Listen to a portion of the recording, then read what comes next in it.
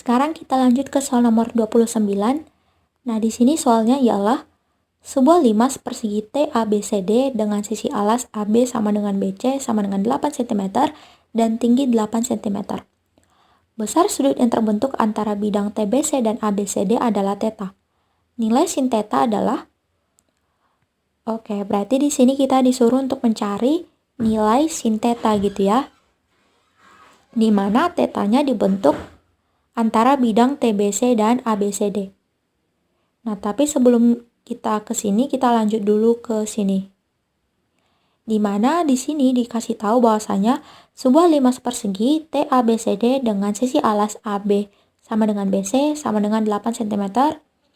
Nah, berarti kalau kita tulis AB-nya 8 cm, berarti kita ambil angkanya 8. Terus BC-nya 8 cm, berarti kita ambil angkanya di sini. Nah, kalau kita perhatikan, tadi kan ini tuh limas persegi. Nah, berarti alasnya persegi. Nah, kalau alasnya persegi, berarti sisi-sisinya sama. Nah, berarti AB sama dengan BC. Nah, yaitu 8, 8. Berarti DC-nya juga 8, AD-nya juga 8. Nah, gitu ya. Terus, dan tingginya 8 cm. Nah, berarti tinggi di sini adalah tinggi limasnya. Nah, karena di sini TABCD, berarti tinggi limasnya itu kita ambil tegak lurus dengan bidangnya, yaitu bidang ABCD. Nah, untuk mencari tegak lurusnya, berarti di sini kita misalkan yang tegak lurus ini adalah titik O, gitu ya.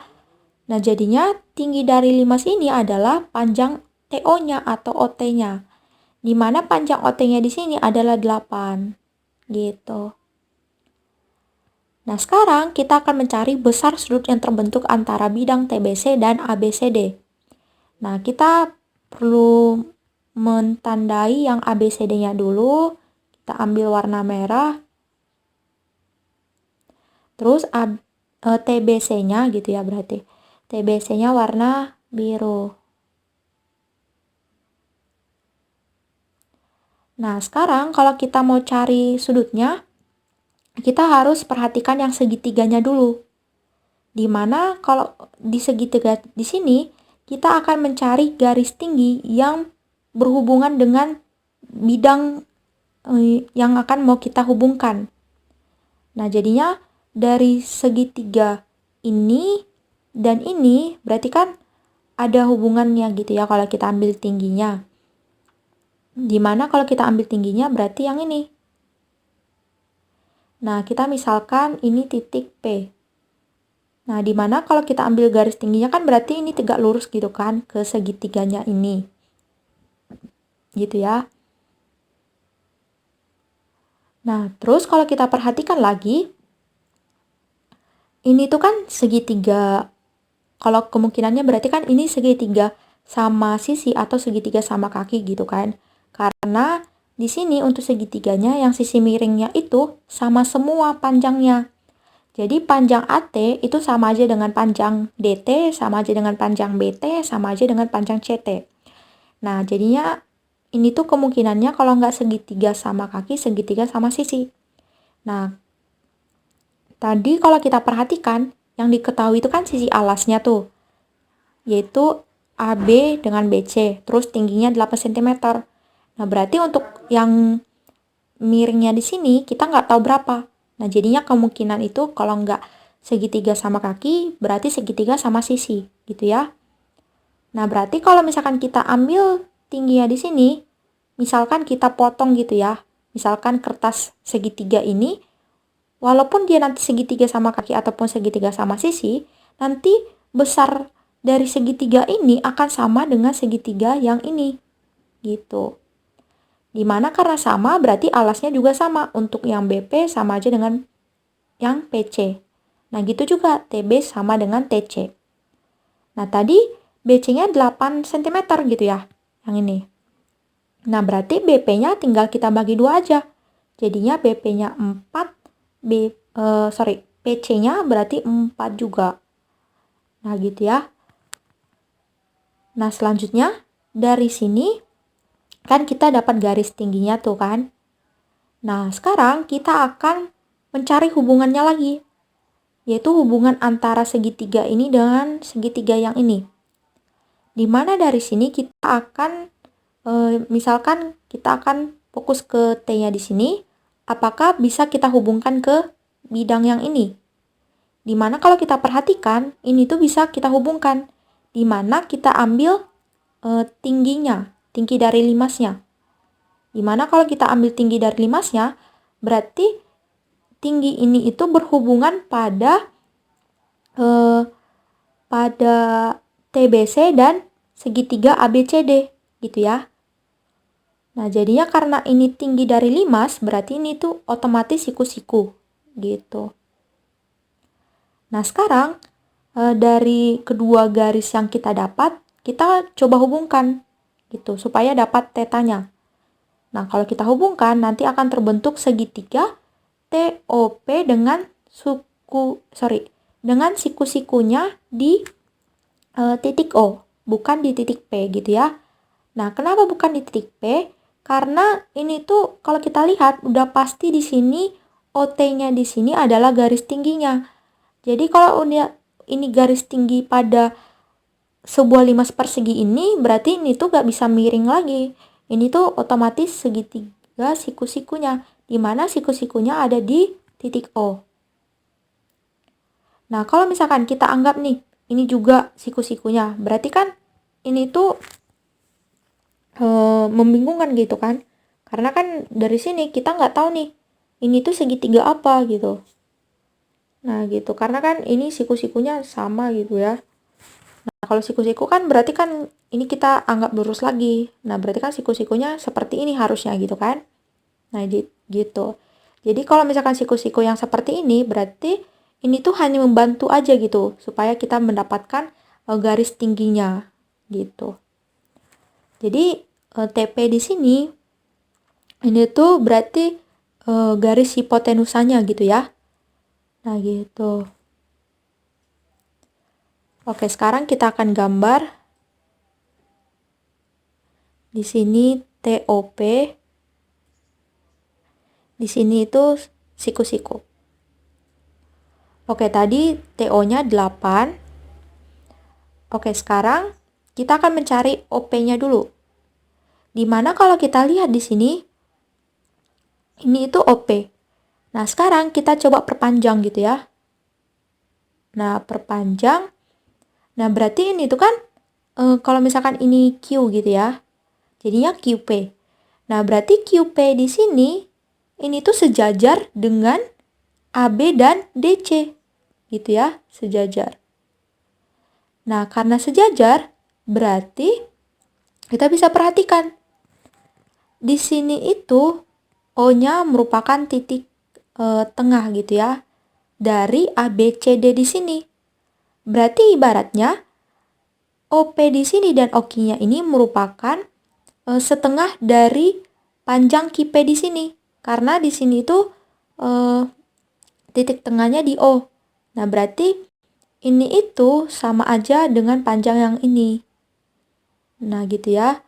Jadinya karena tadi QP-nya sejajar dengan AB, berarti QP-nya di sini juga 8 cm. Nah, terus OP-nya di sini berarti setengah kali 8. Berarti 4 gitu. Nah, berarti di sini kita bisa tulis 4.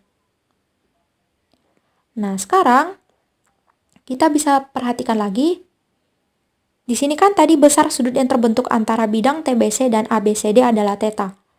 Nah, kalau kita perhatikan, di sini itu kan segitiga siku-siku tuh. Nah, berarti kan nggak mungkin tuh O-nya itu sudut tetanya, karena kan ini penyikunya. Berarti tinggal T dan P-nya lagi. Nah, berarti kalau kita perhatikan di sini, karena besar sudutnya itu terbentuk antara bidang TBC dan ABCD, berarti tetanya di sini itu harus kena ke TBC dan juga ABCD. Nggak boleh ke salah satunya aja, harus dua-duanya kena. Gitu ya. Jadi kalau kita fokus ke T nih, yang ini. Nah, berarti kalau kita misalkan ini theta, kita perhatikan, theta di sini nempel ke bidang TBC. Tapi theta di sini tidak nempel ke bidang ABCD. Nah, karena nggak nempel ke bidang ABCD, berarti di sini hanya memenuhi satu bidang aja. Nah, kalau satu bidang aja kan berarti salah gitu kan. Harus dua-duanya yang kena. Berarti tetanya ini bukan di titik T di sini gitu. Nah, berarti karena di sini bukan tetanya, berarti tetanya itu otomatis di P. Nah, di mana kalau kita perhatikan P di sini kalau kita misalkan teta, nah teta di sini nempel ke bidang TBC, gitu ya. Karena kan ini tuh kalau misalkan kita ambil segitiganya, berarti nempel ke sini tetanya. Oke. Terus kalau untuk bidang ABCD, nah ini tuh juga nempel gitu kan, tetanya ke bidang ABCD. Nah jadinya otomatis titik P di sini adalah titik sudutnya gitu. Nah ini berarti tetanya. Nah di mana di sini yang ditanyakan adalah nilai sin teta. Nah kalau di segitiga siku-siku berarti sin teta itu berarti sin P gitu ya, karena ini P. Di mana sin P itu berarti depan per miring. Berarti depannya OT per miringnya, berarti TP. Di mana OT di sini 8. Nah, TP-nya kita nggak tahu berapa gitu ya. Nah, cuman kalau kita perhatikan lagi di sini, ini tuh karena segitiga siku-siku, berarti untuk mendapatkan TP-nya kita menggunakan Pitagoras. Gitu ya, dimana kalau untuk sisi miringnya kita akan mengkuadratkan ini lalu kita jumlahkan. Nah cuma karena angkanya ini masih bisa kita sederhanakan, kita coba sederhanakan dulu, dimana 4 ini kita sederhanakan jadi 4 kali 1, terus 8 ini jadi 4 kali 2 yang ini. Nah kalau kita lihat kesamaannya itu ada 4, nah berarti sisi miringnya juga 4. Nah, karena ini perkalian, berarti ini 4 kali 2, 4 kali 1, ini berarti 4 kali sesuatu. Nah, di mana sesuatu di sini kita akan mempitagoraskan yang sisanya tadi. Di mana sisanya di sini adalah 2 dan 1. Nah, kalau kita pitagoraskan, karena ini sisi miring, berarti kita akan jumlahkan kuadrat ini dan ini. Nah, di mana titik-titiknya berarti sama dengan akar 2 kuadrat tambah 1 kuadrat. Berarti sama dengan akar 4 tambah 1 sama dengan akar 5. Sama dengan akar 5 berarti akar 5 gitu ya. Kalau misalkan kita akarkan berarti jadinya koma. Oke. Berarti titik-titiknya itu akar 5. Oke, sekarang karena ini 4 kali titik-titik, berarti TP-nya kita dapatkan 4 kali titik-titik berarti 4 kali akar 5. Berarti 4 akar 5. Nah, berarti kalau kita substitusikan jadi 8 per 4 akar 5. Nah, di sini 8-nya bisa kita bagi 4. Jadi 2, ini jadi 1. Nah, berarti sin P-nya 2 per akar 5.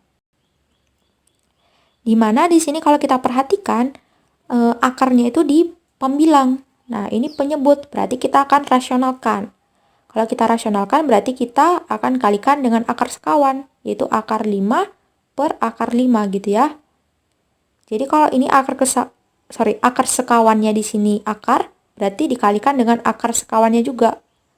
Yaitu ini akar 5 berarti akar 5 per akar 5. Nah di mana ini tuh jadi 2 akar 5 dibagi 5 yang ini gitu ya. Dimana akar 5 kali akar 5 itu 5. Nah berarti kita dapatkan sin P-nya itu berarti 2 per 5 akar 5. Atau 2 akar 5 per 5 gitu ya. Sama aja. Oke, sekarang kalau kita perhatikan di sini, yang memenuhi 2 akar 5 per 5 itu ada di opsi yang A gitu ya. Nah gitu. Oke, berarti jawabannya opsi A.